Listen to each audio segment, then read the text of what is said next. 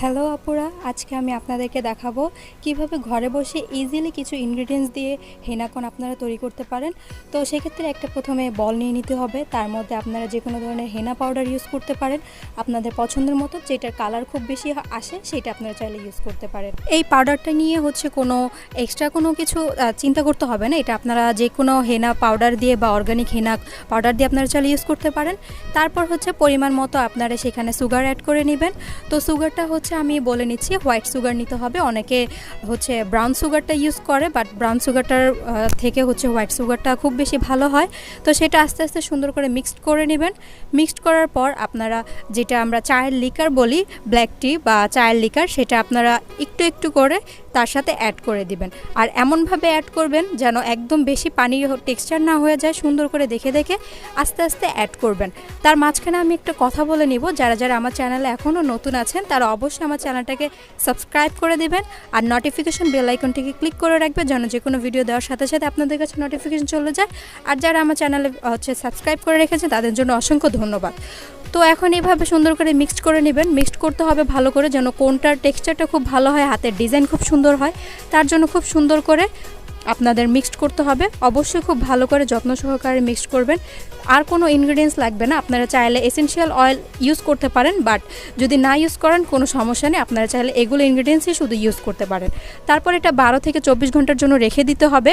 রেখে দেওয়ার পর আমাদের পরের প্রসেস আমাদের যে কোনটা তৈরি করব তার জন্য একটা কোন বানানো।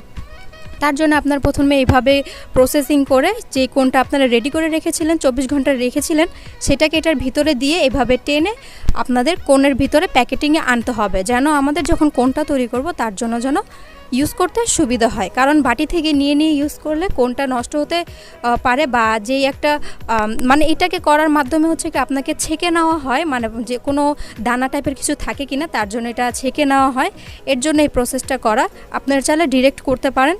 তো তারপর এরকম করে নেওয়ার পর আপনারা দেখতেই পাচ্ছেন এরকম হবে। তারপর এখানে কিছু কোন বানানোর প্রসেসিং আছে, সেটার ভিডিও আমি আপনারা যদি চান আমি এক্সট্রা আলাদাভাবে করব।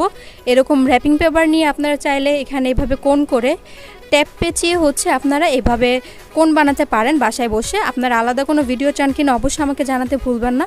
তারপরে এইভাবে হেনাগুলো আপনারা ভিতরে দিয়ে দিবেন। দিয়ে দেওয়ার পর উপরে টেপ পেঁচিয়ে এরকম কোন আপনারা তৈরি করতে পারেন।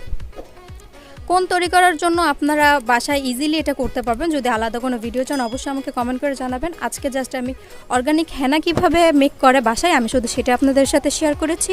যদি ভালো লাগে অবশ্যই আমার ভিডিওটা লাইক দিবেন এবং আপনাদের কী কী প্রয়োজন সেটা অবশ্যই আমাকে জানাতে ভুলবেন না। আর আজকে আমি টোটালি হেনা বানানোটা আপনাদের মেক করে দেখিয়েছি। যদি আপনারা কোন বানানোর ভিডিও চান অবশ্যই আমাকে জানাতে ভুলবেন না। আর আমার চ্যানেলটাকে অবশ্যই সাবস্ক্রাইব করে রাখবেন। আর আমার ভিডিওটা যদি ভালো লাগে অবশ্যই লাইক এবং কমেন্ট করতে কিন্তু ভুলবেন না। আর যদি এরকম হেনাকোন নিয়ে যদি আপনারা আরও কোনো ভিডিও চান অবশ্যই আমাকে কিন্তু জানাতে ভুলবেন না। আর অবশ্যই অবশ্যই অবশ্যই আপনারা কিন্তু সাবস্ক্রাইব করে দিতে ভুলবেন না। আর আমার গত অনেক মেহেদির রিভিউ আছে, আপনারা সেগুলো দেখতে ভুলবেন না।